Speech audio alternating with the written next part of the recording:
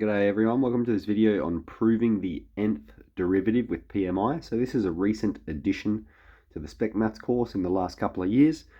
And this right here is the example straight out of the subject outline. And I'll go through this example and I'll go through another one. These are pretty straightforward circumstances of PMI now that we've covered the calculus unit. So here we have a proposition with regards to n. If we have some function y, pe to the px, then the nth derivative is this here. All right.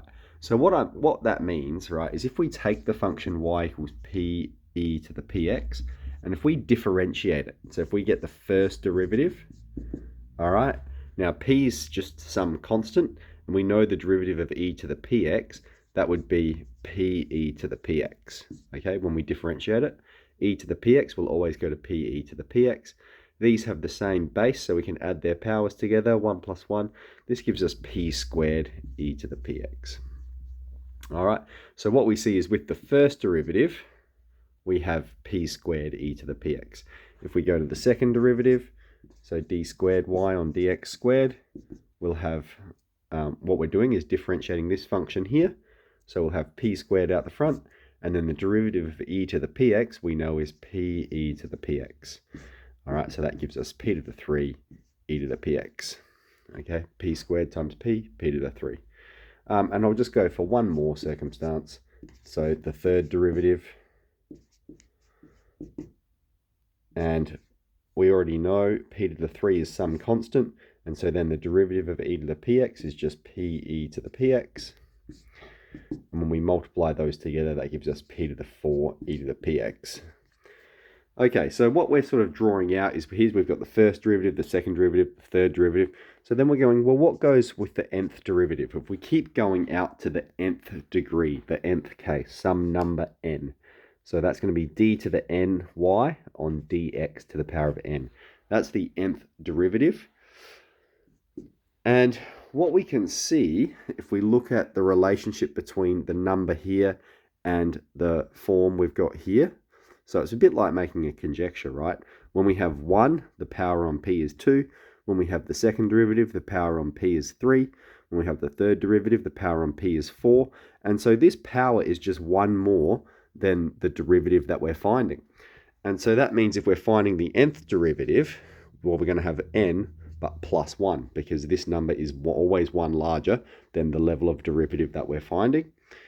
And then this e to the px just remains the same throughout all of them. So we have a general form for what we expect it to be, right?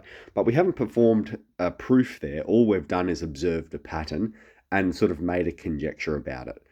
So that's what it means when we're finding the nth derivative. So now we're going to do the nth derivative for this function using the principle of mathematical induction. Okay, so far I've just set it up like we do with our basic PMI. We state what's the proposition we're testing. If we have this function here, then the nth derivative is this, and we have for all values, for all positive integer values of n and p. Okay, so both n and p are integer values. All right, so, and then I've done the test case, so state, test. So we're testing for the first positive integer value. Okay, so we're testing for 1, we're testing for p of 1, and we have d1y on dx1. This is the first derivative. All right, and so I'm just plugging the number 1 in here to do the test case. I put 1 there. We have 1 plus 1. That's p squared e to the px. And this is the first derivative of this function as we observed just before. Okay, this is the first derivative. Therefore, p of 1 is true. Now let's move on to make our assumption. So I'm going to write out the line for the assumption case. All right, so I've just stated our assumption. If we have p of k, this is the kth derivative. All right, and so we're just using k in terms of n. So we've got assuming p of k is true, and I should have, sorry, here where k is a positive integer as well. And so now we're going to consider the p of k plus 1 case. So p of k plus 1, all right, if we have p of k, well, p of k plus 1 is just the derivative of p of k, right?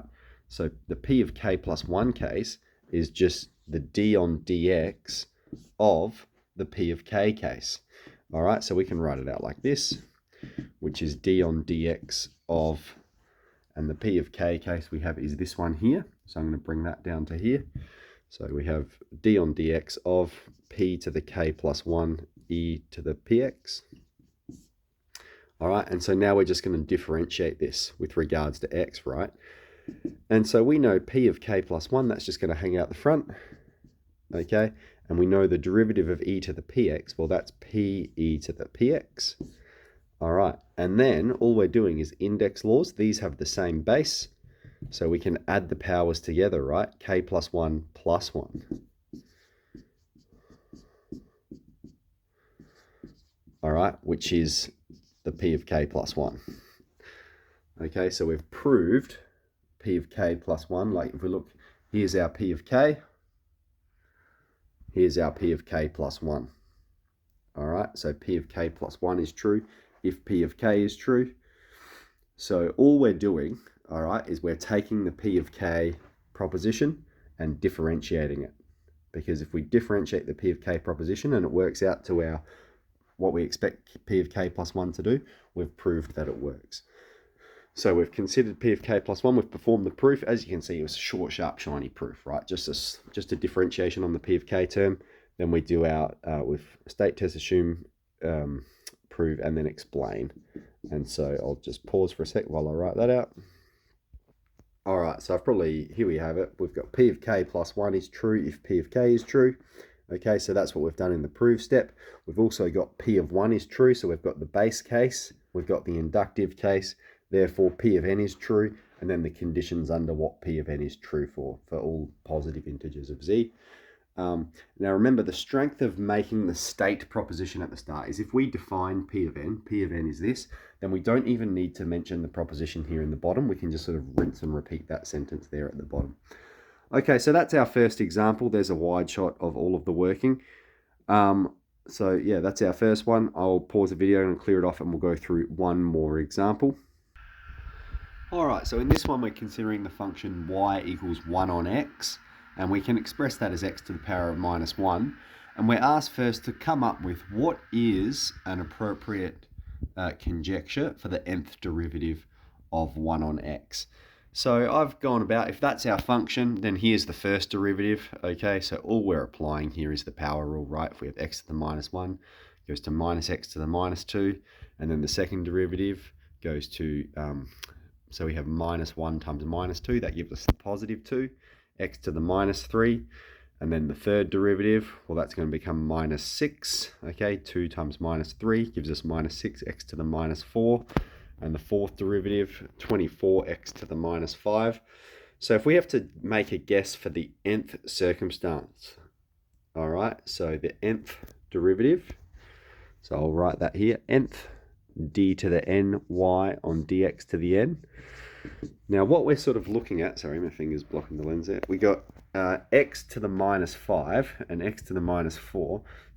These numbers are very close to one another, aren't they? In fact, this number is just one larger than that one, except negative. Okay, so it's like this number, one larger, but we've got a negative in front of it.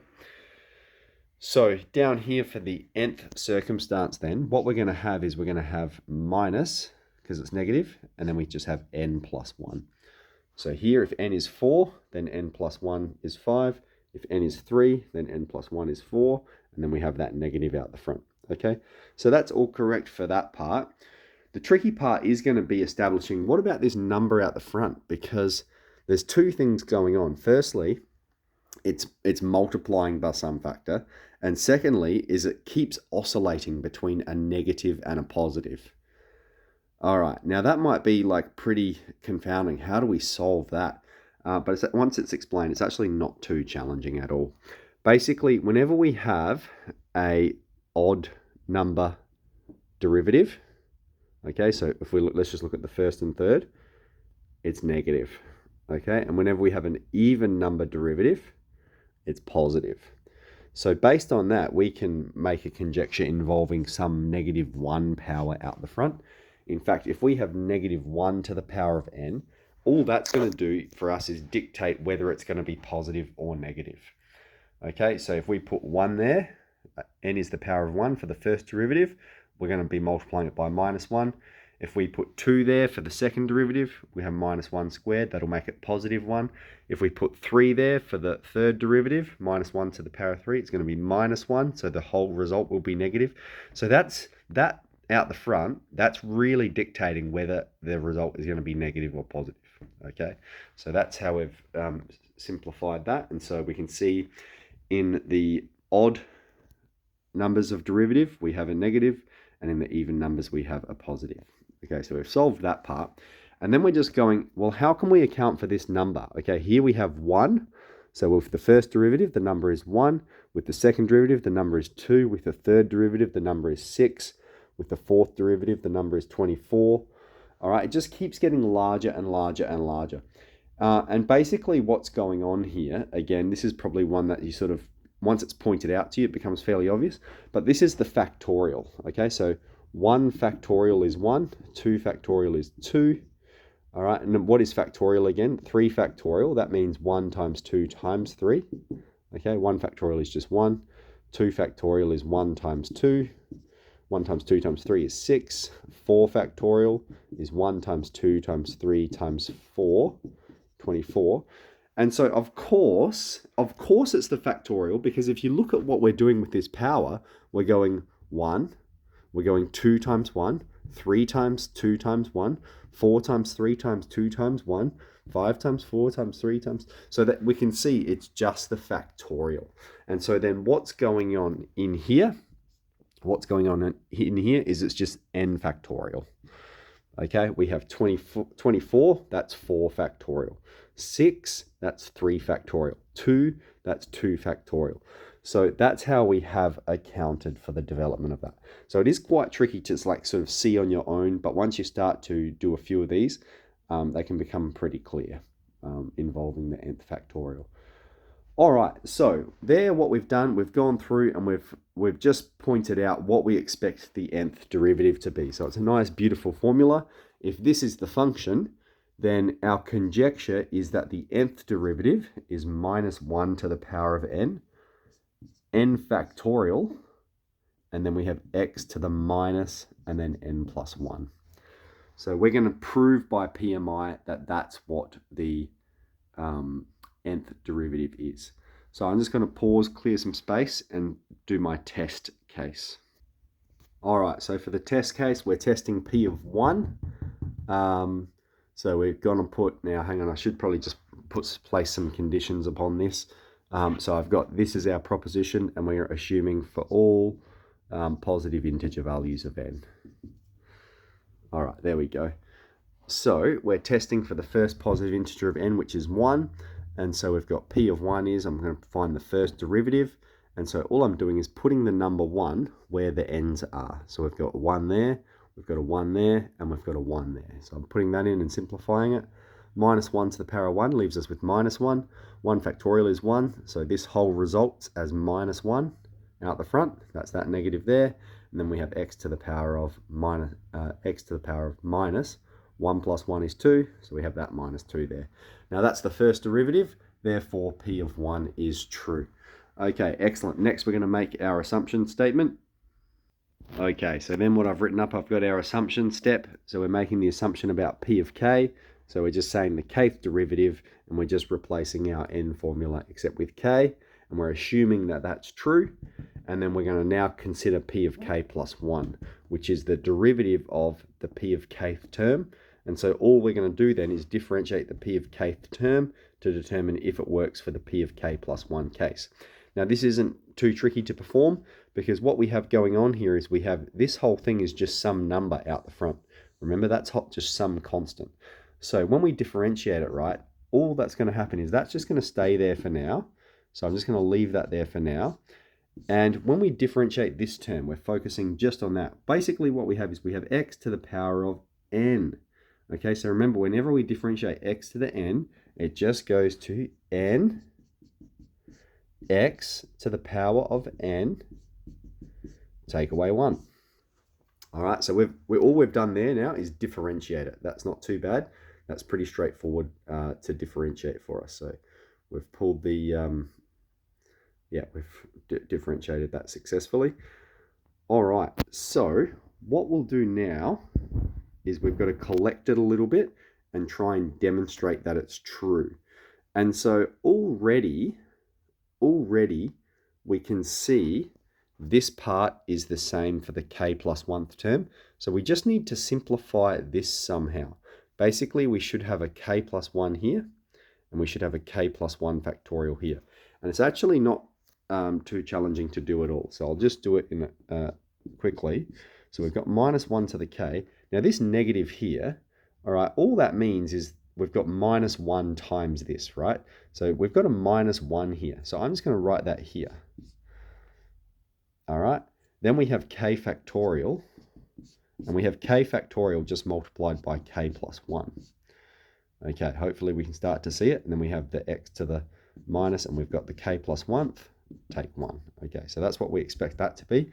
Now down here, we're very close. Minus 1 to the k times minus 1. That's going to give us minus 1 to the power of k plus 1. All right, so we have the same base. So we can add the powers together using index laws. Okay, k plus 1 there. And then here, if we have k factorial times k plus 1, that gives us k plus 1 factorial. All right, because if we have k factorial, like if you had 3 factorial multiplied by, and what do we have there? We have 3 plus 1. That would be multiplied by 4.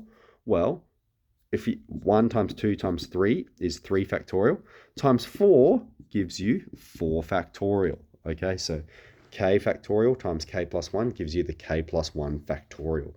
And then we have x to the minus k plus 1, take away 1.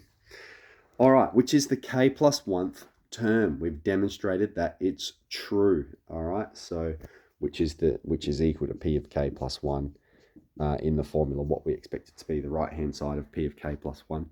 And so then we can go on to state our explanation, because p of 1 is true and p of k plus 1 is true if p of k is true. Therefore, p of n is true for all positive integers of n.